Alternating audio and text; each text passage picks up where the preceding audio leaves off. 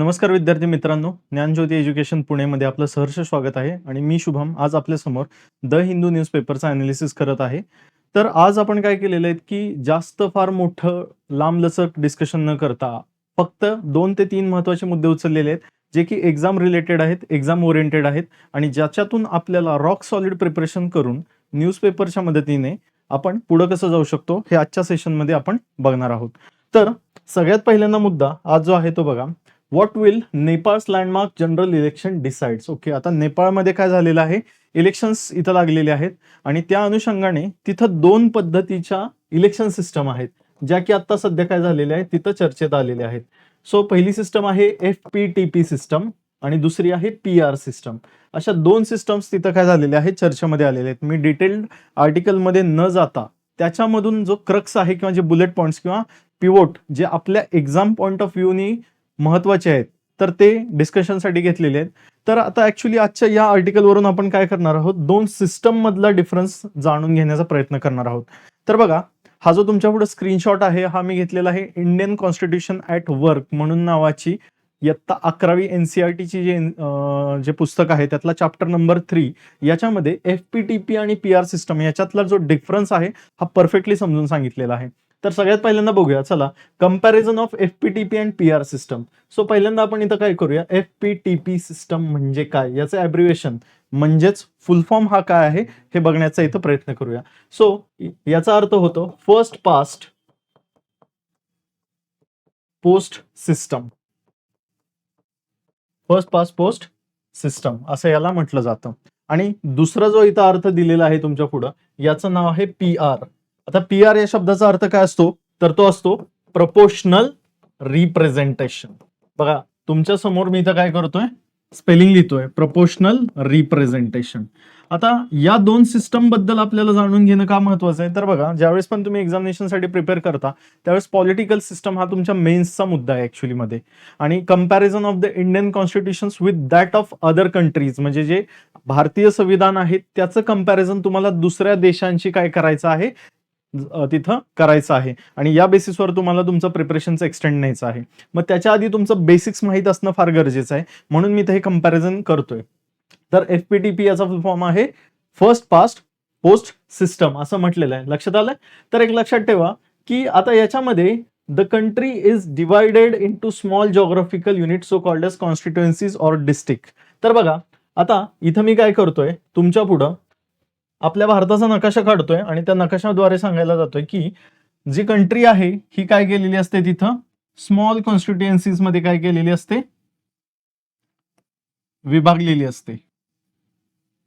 आता हा भारताचा एक मी नकाशा तुमच्या पुढे जुजबी काढलेला आहे, म्हणजे द मॅप ऑफ इंडिया आहे. आणि याच्यामध्ये काय केले जातात, छोटे छोटे मतदारसंघ डिस्ट्रिक्ट वाईज किंवा छोटे छोटे 2 डिस्ट्रिक्ट मिळून काय करतात तिथं, किंवा एका डिस्ट्रिक्टमध्ये 2 किंवा 2 डिस्ट्रिक्टचा मिळून असे काय केले जातात तिथं मतदारसंघ, म्हणजेच त्याला आपण काय म्हणतो कॉन्स्टिट्युएन्सीज असं म्हणतो. तर त्या कॉन्स्टिट्युएन्सीज काय आहेत ऍक्च्युअली मध्ये तिथं तयार केल्या जातात.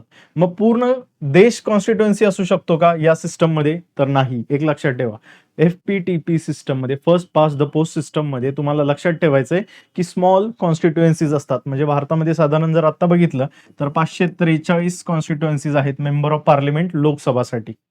या इथं काय होतात, म्हणजे थोडक्यात जे खासदार कीच्या निवडणुकीसाठी आपण जे मतदारसंघ म्हणतो ना, ती ही सिस्टम आहे थोडक्यात सांगायचं गेलं तर. मग आता फर्स्ट पास्ट पोस्ट सिस्टम मध्ये हे झालं. आता PR सिस्टम मध्ये काय असतं, तर बघा large geographical areas demarcated as the constituency the entire country may be a single constituency. बघा PR सिस्टम मध्ये जो पहिला इथं मुद्दा दिलेला आहे, तर त्यांनी काय सांगितलेलं, अख्खा जो देश आहे ना आपला, हा अख्खा देशच एक मतदारसंघ असू शकतो. म्हणजे FPTP सिस्टम मध्ये काय सांगितलेले, छोटे छोटे तुमचे काय आहेत तिथं कॉन्स्टिट्युएन्सी मतदारसंघ आहेत, जे की मी पहिल्यांदा सांगितलं 543 या केसमध्ये. पण ज्यावेळेस तुम्ही PR सिस्टम मध्ये येताय त्यावेळेस प्रपोर्शनल रिप्रेझेंटेशन सिस्टम मध्ये काय गोष्ट सांगितली, पूर्ण देशच काय असू शकतो कॉन्स्टिट्युएन्सी, म्हणजे एकच मतदारसंघ असू शकतो. मग आपल्या इथं फॉलो होतो का, तर ते पुढे आपण डिस्कशन मध्ये घेणार आहोत आणि त्याची चर्चा करणार आहोत. तर पुढे बघा, एव्हरी कॉन्स्टिट्युएन्सी इलेक्ट्स 1 रिप्रेझेंटेटिव्ह. म्हणजे ज्यावेळेस पण तुम्ही या सिस्टम मध्ये म्हणजे FPTP सिस्टम मध्ये कुठलाही उमेदवार निवडून देता, तर एका कॉन्स्टिट्युएन्सीसाठी एक उमेदवार, म्हणजेच एका मतदारसंघासाठी एक उमेदवार तुम्हाला तिथं निवडून द्यायचा असतो.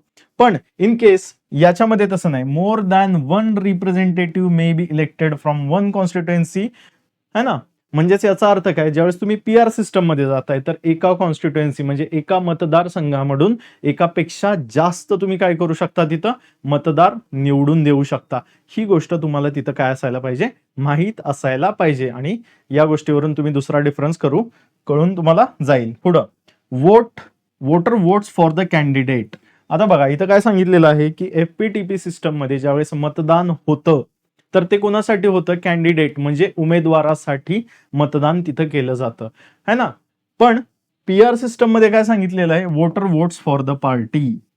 म्हणजेच प्रोपोर्शनल रिप्रेझेंटेशन सिस्टम मध्ये तिथं काय सांगितलेलं आहे, पार्टीसाठी मतदान केलं जातं. ठीक आहे. आता यावेळेस तुमच्यामध्ये अशी मनामध्ये शंका येत असेल की सर ह्या जरा गोष्टी आहेत त्या थोड्याशा समजायला किचकट आहेत आणि आम्हाला लगेचच्या लगेच कळत नाहीयेत.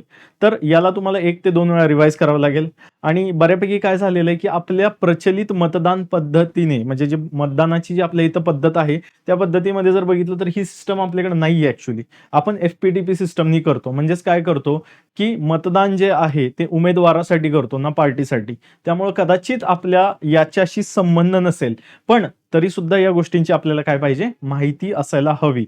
नेक्स्ट टू दॅट आता काय सांगितलेलं आहे बघा, a party may get more seats than votes in the legislature. Okay. आता काय म्हटलेलं आहे की पार्टीला काय मिळू शकतं, मोर सीट्स मिळू शकतात. कशाच्या आधारावर म्हटलेलं आहे बघा इथं, मोर seats than votes in the legislature. म्हणजेच याचा अर्थ काय की तुम्हाला मतदान जरी काय झालेलं असेल, कमी झालेलं असेल, तरी सुद्धा काय मिळू शकतं, ऍक्च्युली मध्ये तिथं तुम्हाला जास्त सीट्स मिळण्याच्या चान्सेस आहेत. आता हे थोडंसं कन्फ्युजिंग आहे, तर हे क्लिअर आपण आता पुढच्या मुद्द्याहून आपल्याला कळून जाईल. तर बघा, every party gets seats in the legislature in proportion to their percentage of votes that they get it.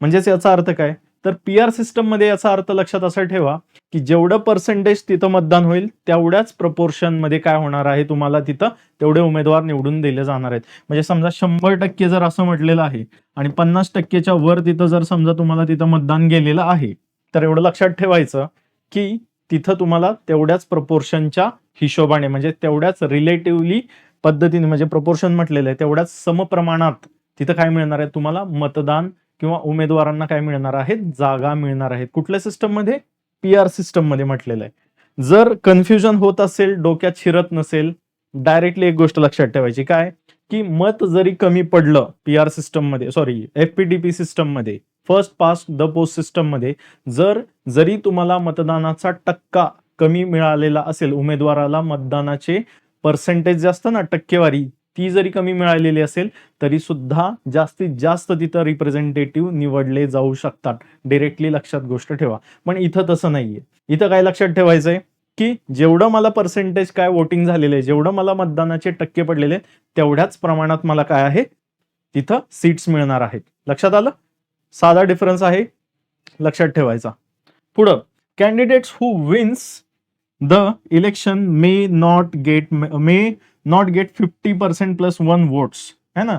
तर मग आता एक लक्षात ठेवा की ज्यावेळेस पण आपण इथं बघतो भारतामध्ये, तर असं काहीही बंधनकारक नाहीये की 100% मतदान जर आपल्या इथं होत असेल, होत तर नाही शक्यतो आपल्या इथं.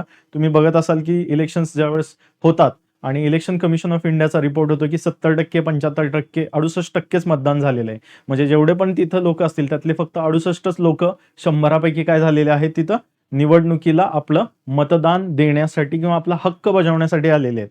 पण मग आता याच्यामध्ये हे स्टेटमेंट म्हणजे काय नक्की, 50% प्लस 1. अजून करा की एखाद्या कॉन्स्टिट्युएन्सीमध्ये 100% मतदान झालेलं आहे.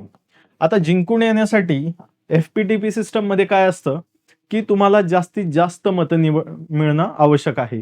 त्याच्यासाठी असं कुठलंही लिमिट तिथं ठेवलेलं नाही किंवा कुठलीही मर्यादा तिथं घालून दिलेली नाही. म्हणजेच काय की आता 100% जर मतदान असेल तर त्यातलं तुम्हाला 50% मतदान हे मिळायलाच पाहिजे, अशी कुठलीही गोष्ट इथं लागू होत नाही. आणि तसं असतं तर मग आपल्या इथं आहे ना काय झालं असतं, खूप मोठा प्रॉब्लेम झाला असता. कारण आपल्या इथं मतदान तेवढ्या पर्सेंटेज मध्ये बघितलं ना तरी होत नाही. म्हणजे 100%तलं 50% मतदान तुम्हाला काय करावं लागणार, घ्यावंच लागणार आहे. म्हणजे 100 मागं 50 लोकांनी तुम्हाला फिक्स मतदान केलं पाहिजे तरच तुम्ही निवडून येऊ शकता.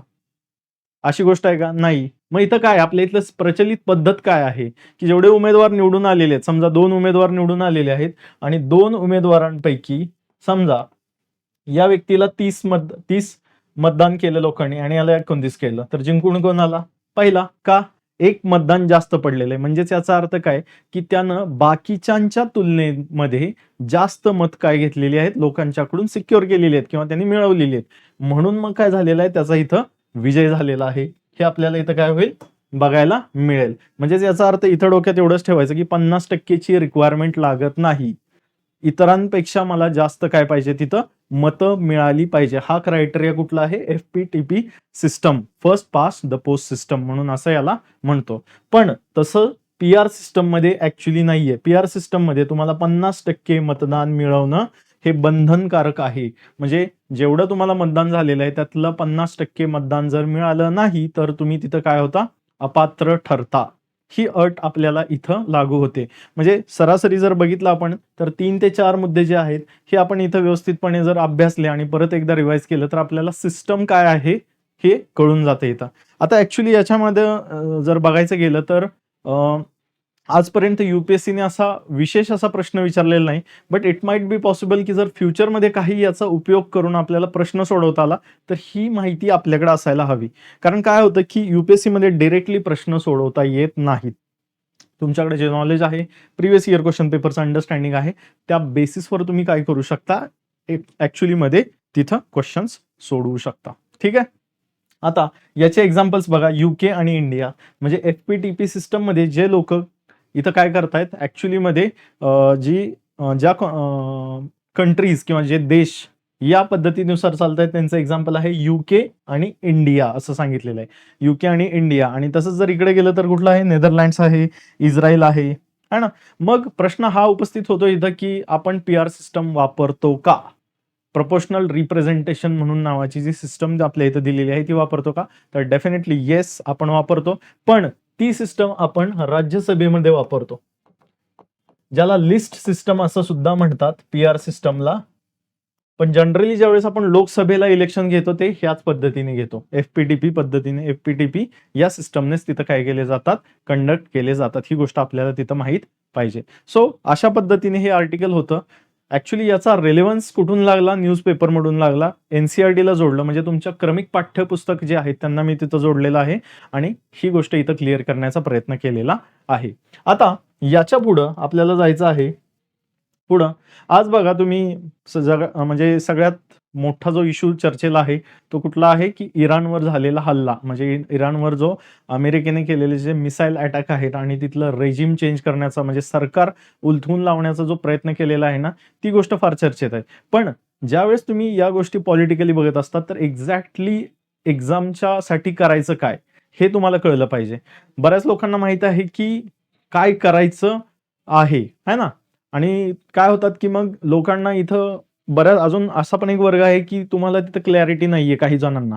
काही लोक असे असतात मग ते मुद्दे भरकटत जातात आणि काय होतात, प्रिपरेशन डायव्हर्ट होतं कुठंतरी. मग मेन ट्रॅकवर राहण्यासाठी कुठून तुम्ही प्रिपरेशन करायचं, तर align your focus with the previous year question paper. तर बघा, तर इंटरनॅशनल ॲटॉमिक एनर्जी एजन्सी ही आज न्यूजमध्ये होती. ऍक्च्युली ज्यावेळेस पण कुठलाही अटॅक होतो त्यावेळेस सगळ्यात पहिल्यांदा जर भांडणं होतात कुठल्या 2 देशांमध्ये तर न्यूक्लिअर अटॅक करण्याची तिथं काय असते, पॉसिबिलिटी असते. कारण काय झालेलं आहे की आज 2014 पासून आपण बघतोय की जग जे आहे ते कुठं चाललेलं आहे, न्यूक्लिअर बॉम्ब्स किंवा न्यूक्लिअर मिसाईल्स आणि न्यूक्लिअर स्टेट बनण्याच्या म्हणजे इकडं जाण्यापर्यंत स्पर्धा पोचलेली आणि प्रत्येकाला आपल्याकडे न्यूक्लिअर वेपन्स हवेत. मग आता ही जी इंटरनॅशनल ॲटॉमिक एनर्जी एजन्सी आहे ही नक्की काम काय करते, तर बघा actually International atomic Energy Agency it is a intergovernmental organisation that promotes the peaceful use of nuclear energy. Actually एक लक्षात ठेवा, ज्यावेळेस पण तुम्ही बघाल तर न्यूक्लिअर एनर्जी म्हणून नावाची जी गोष्ट आहे ना, आजकाल आपण बघतो की it is a kind of a renewable energy source आहे. म्हणजे नवीकरणीय, त्याच्यामधून काय होतं, आपल्याला ऊर्जा मिळत राहते आणि तो सातत्याने परत परत तयार होणारा काय आहे, ऊर्जेचा स्रोत आहे. पण आज त्याचा वापर हा पीसफुल पर्पजसाठी म्हणजेच मानवाच्या हितासाठी न करता कशासाठी केला जातोय, तर लक्षात ठेवा, जास्तीत जास्त आर्म्स रेस आणि सगळ्यात जास्त काय विध्वंस याच्यासाठी करण्यासाठी केला जातोय है ना. आणि प्रत्येक देशाला आज आपल्याकडे न्यूक्लिअर वेपन्स हवेत. कुठलाही देश असा नाहीये की आज त्यांची इच्छा नाही की ही गोष्ट माझ्याकडे नको आहे, असं नाहीये. प्रत्येकाला हवं आहे. मग ही एजन्सी काय करते, works to prevent the use of nuclear energy for the military purposes. म्हणजे मिलिटरी पर्पजसाठी तुम्ही न्यूक्लिअर एनर्जी वापरायची नाही. मग आता एवढी खतरनाक किंवा डेंजरस काय, why this energy, the form of energy or the type of energy is very brutal. Brutal का आहे, तर एक लक्षात ठेवा, ज्यावेळेस तुम्ही युरेनियम हे घेता, तर याच्यामध्ये काय होतं, याच्यामध्ये जे फ्युअल वापरलं जातं म्हणजे न्यूक्लिअर एक्सप्लोजन्समध्ये, ते आहे युरेनियम 235. तर ज्यावेळेस हे वापरलं जातं तर याच्यामध्ये काय होतं, याचं फिजन होतं. फिजन होतं म्हणजे तुकडे पडतात ऍक्च्युली. मग एका युरेनियमचा जो पण काही ॲटम आहे त्याचे किती तुकडे पडतात, 3 पडतात. 1, 2 आणि 3. परत याचे किती पडतात, 3. परत याचे किती पडतात, 3. मग अशी चेन रिॲक्शन तयार होते, म्हणजे एकापासून 3, परत त्याच्यापासून 3, मग 3 3 3 3 3 असं करत a large number of a huge amount of heat is produced. आणि याच्यातून रेडिएशन्स बाहेर निघतात जे की माणसासाठी they are very lethal, for human बिंग्स किंवा मानव जातीसाठी किंवा जे मानवतेसाठी काय फार हानिकारक आहेत है ना. जे फुकुशिमा, हिरोशिमा आणि नागासाकी जे आपल्याकडे प्राईम एक्झाम्पल्स आहेत. जपाननी ज्यावेळेस पर्ल हार्बर म्हणून युएसचा जो नेव्हीचा बेस होता त्याच्यावर अटॅक केला होता वर्ल्ड वॉर सेकंडमध्ये है ना. त्याला रिटालिएशन म्हणून प्रत्युत्तर देताना हिरोशिमा आणि नागासाकी या जपानच्या 2 शहरांवर न्यूक्लिअर अटॅक कुणी केला होता, युएसनी केला होता. त्याचा परिणाम असा झालेला आहे की आजही तिथं लोक काय होत आहेत की म्हणजे फिजिकली चॅलेंज लोक तिथं काय होत आहेत, अजून सुद्धा जन्माला येत आहेत. मग त्याच्यानंतर जपाननी त्यांच्या कॉन्स्टिट्यूशनमध्येच लिहून टाकलं, काय लिहून टाकलं, की आम्ही इथून पुढे युद्ध करणार नाही. संविधानातच लिहून टाकलेलं आहे. मग इतकी घातक किंवा इतकी ब्रुटल किंवा इतकी लिथल ही काय आहे, एनर्जीचा हा सोर्स आहे. म्हणून मग काय करते की ही मिलिटरी पर्पजसाठी वापरली नाही गेली पाहिजे. स्पेशली न्यूक्लिअर वेपन्स हे वापरले गेले नाहीत पाहिजे.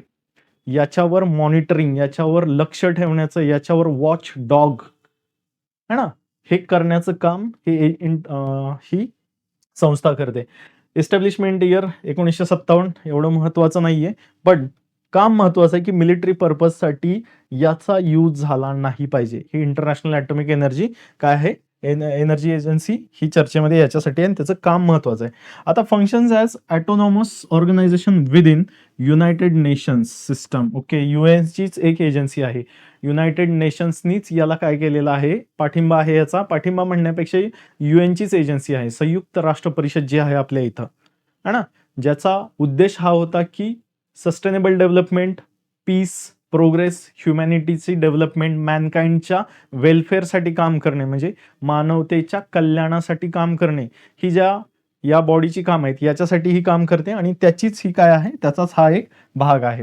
आणि हे कुणाला रिपोर्ट करते, UNGA म्हणजेच युनायटेड नेशन जनरल असेंब्ली यांना रिपोर्ट करते. आणि UN सिक्युरिटी काउन्सिल म्हणजे युएनच्या ज्या 2 महत्वाच्या तिथं काय आहेत, पार्ट आहेत, एक युनायटेड नेशन जनरल असेंब्ली आणि युनायटेड नेशन सिक्युरिटी काउन्सिल, या दोघांना रिपोर्ट करते. रिपोर्ट करते म्हणजेच काय, समजा एखाद्या ठिकाणी जर मिलिटरी पर्पजसाठी न्यूक्लिअर वेपन्सचा वापर झालेला आहे, तिथं रिपोर्ट त्याचा तयार करणं आणि या 2 संस्थांकडे पाठवून देणं आणि त्यांना सांगितले की इमिडिएटली आपल्याला काय केले पाहिजेत, इथं मेजर्स घेतले पाहिजेत आणि मिलिटरी पर्पजसाठी याचा वापर झाला नाही पाहिजे. मग कशासाठी केला पाहिजे, सिव्हिल पर्पजसाठी. तुम्ही तुमच्या एनर्जी सिक्युरिटीसाठी याचा वापर करू शकता. एनर्जी सिक्युरिटीसाठी तुम्ही कधीही, तुम्हाला जगाने नाही म्हटलेलं नाहीये है ना. तिथं तुम्ही भरमसाठ किंवा भरपूर प्रमाणात याचा वापर करू शकता, फक्त हे माहित पाहिजे. पुढं याचं हेडक्वार्टर व्हिएन्ना ऑस्ट्रियामध्ये आहे, UN office at Vienna. Okay, हे इम्पॉर्टंट आहे, हेडक्वार्टर कुठं आहे. आता हा जो मुद्दा होता हा मी का चर्चेला घेतला, तर याच्या पाठीमागचं एक महत्वाचं कारण हे सुद्धा होतं की आजच्या न्यूजपेपर तर होताच, पण पाठीमागे युपीएससीनी प्रिलिम्समध्ये क्वेश्चन विचारलेला आहे, in India why are some nuclear reactors are kept under IAEA safeguard while others are not. म्हणजे भारतामध्ये जेवढे पण न्यूक्लिअर रिॲक्टर आहेत, जर तुम्हाला सांगायचं गेलं की भारतामधले जेवढे न्यूक्लिअर रिॲक्टर आहेत, तर मी इथं बघा तुमच्या पुढं नावं काढून देतो. UP मध्ये आहे नरोरा, आय थिंक राजस्थानमध्ये रावत भाटा है ना. त्याच्यानंतर गुजरातमध्ये आहे काकरापार. त्याच्यानंतर कर्नाटकमध्ये आहे कैगा. त्याच्यानंतर इथं तमिळनाडूमध्ये आहे कुडनकुलम आणि कलपक्कम. असे भारतामध्ये असलेले हे काय आहेत, ऍक्च्युली न्यूक्लिअर पॉवर प्लांट्स आहेत. म्हणजे इथं अणुऊर्जा काय करतायत ते आपल्याला तयार करून देतात, न्यूक्लिअर एनर्जी करून देतात. त्यापैकी काही जे दिलेले इथं जी नावं आहेत त्यांच्यातले काही जे दिलेले तुमच्याकडं न्यूक्लिअर पॉवर प्लांट्स आहेत हे IAEA म्हणजे मी जी आता संस्था डिस्कस केली त्याच्या सेफगार्ड म्हणजे त्यांच्या मॉनिटरिंग खाली आहेत आणि काही नाहीत. असं का? तर बघा, सगळ्यात महत्वाचं, some use uranium and other use thorium, असा एक स्टेटमेंट दिलेला आहे. दुसरं काय म्हटलेलं आहे, some use imported uranium and others domestic supplies. Yes, this makes a sense. मग इंटरनॅशनल ॲटॉमिक एनर्जी एजन्सीचं काम सुद्धा हे आहे की एखाद्या देशामध्ये जर युरेनियम हे वापरलं जात असेल तर ते इम्पोर्टेड आहे का स्वतः वापरतायत, है ना, स्वतःकडचंच वापरतायत का दुसरीकडून कुठून तरी आणतायत आणि घेतायत आणि वापरतायत. आता तसं बघायला गेलं तर कझाकिस्तान वगैरे इकडे पण सापडतं युरेनियम, भारतामध्ये पण सापडतं. भारतामध्ये जर तुम्ही इथं केरळच्या इथं गेला तर इथं मोनोझॉइट सॉइल म्हणून नावाच्या सॉइल आहेत. केरळमध्येच नाहीत, इकडचं पण सिलेक्टेड ट्रॅक जे आपला इकडचा ईस्टर्न कोस्ट आहे तिथं पण सापडतात. त्याच्यामध्ये थोरियम म्हणून नावाची गोष्ट सापडते, युरेनियम नाही पण थोरियम सापडतं बऱ्यापैकी तिथं. तर ते वापरलं जाऊ शकतं. तर एक लक्षात ठेवा, मग दुसऱ्या देशाकडून कोणी जर समजा युरेनियम ॲज अ फ्युएल घेऊन ते काम करण्याचं ते स्वतःसाठी काही वापरते का नाही हे बघत असेल तर ती कुठली संस्था आहे, इंटरनॅशनल ॲटॉमिक एनर्जी एजन्सी. हा मागचा प्रिव्हियस इयर क्वेश्चन पेपर आहे. सो या कॉन्टेक्स्टमध्ये विचारलेला आहे. ठीक आहे. सो या पद्धतीने आपल्याला अभ्यास करणं अपेक्षित आहे. बीट न्यूज करंटची असते पण त्याचं डिटेल जे आहे ते आपल्याला कुठून कळतं, प्रिव्हियस इयर क्वेश्चन पेपर शिवाय कळत नाही. आणि हा 3 ते 4 वर्षापाठीमागे आलेला क्वेश्चन आहे, रिसेंट टाइम्समध्ये आलेला आहे किंवा कंटेम्पररी टाइम्स म्हणजे समकालीन, आत्ता तो एवढ्या भागामध्ये आहे आणि खूप चर्चेमध्ये असणार आहे विषय. So it might be possible की डायरेक्टली प्रश्न असा येईल का, we don't know. As it is आला. Sometimes UPSC have a habit of repeating the questions itself, म्हणजे ते प्रश्न आहे तसे टाकतात का, येस डेफिनेटली कधी कधी करतात.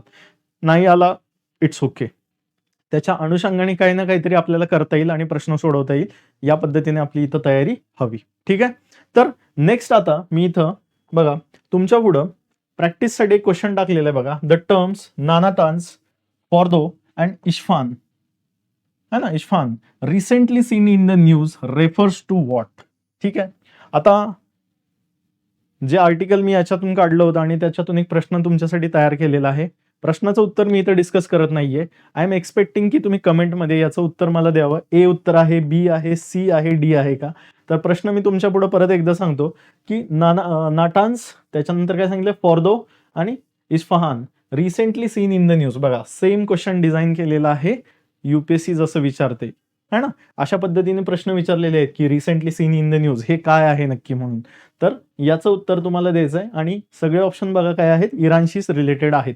मग मी एक्सपेक्ट करतो की याचं उत्तर तुम्ही कमेंटमध्ये कराल आणि तिथं मला कळवाल आणि याचं बरोबर उत्तर मी नेक्स्ट सेशनमध्ये तुम्हाला देण्यास उपलब्ध असेल. तोपर्यंत आज आपण 2 महत्त्वाचे मुद्दे डिस्कस केले जे की मला न्यूजपेपरमध्ये इम्पॉर्टंट वाटले. तर मी परत एकदा रिकॅप करतो. पहिला होता FPTP आणि PR सिस्टम याच्यातला डिफरन्स आणि त्याच्यानंतर इंटरनॅशनल ॲटॉमिक एनर्जी एजन्सी याच्याबद्दल आपण काय केलेली आहे, माहिती घेतलेली आहे. आणि 2 महत्त्वाचे प्रश्न याच्यातले प्रिलिम्समध्ये आधी विचारलेला आणि एक्सपेक्टेड आहे. आय एम नॉट सेईंग की हा प्रश्न येईलच, है ना, किंवा असं म्हणणं फार चुकीचं आहे किंवा संयुक्तिक ठरणार नाही. इथं कधीही UPSC मध्ये प्रेडिक्शनच्या पाठीमागं पळायचं नाही, कारण प्रेडिक्शनच्या पाठीमागं पळलं तर विषय संपला. ही एक्झाम प्रेडिक्शनची नाहीये, ही एक्झाम अनालिसिसची आहे. तेवढा अभ्यास करून जायचा, व्यवस्थित प्रश्न बघायचे, आपलं नॉलेज बॅकग्राऊंडमध्ये ठेवायचं. 3 गोष्टी कनेक्ट करायच्या, युअर PYQ, तुमचं स्टँडर्ड रेफरन्स मटेरियल्स जे काय असतील, NCERT असेल किंवा तुमच्या नोट्स असतील आणि त्याच्याच बरोबर PYQ, या ट्रॅव्हलला घेऊन चालायचं है ना. सो आता एवढे महत्त्वाचे आपण इथं काय केलेले आहेत, इश्यूज डिस्कस केलेले आहेत. भेटूया नेक्स्ट एपिसोडमध्ये. तोपर्यंत थँक्यू, नमस्ते आणि जय हिंद.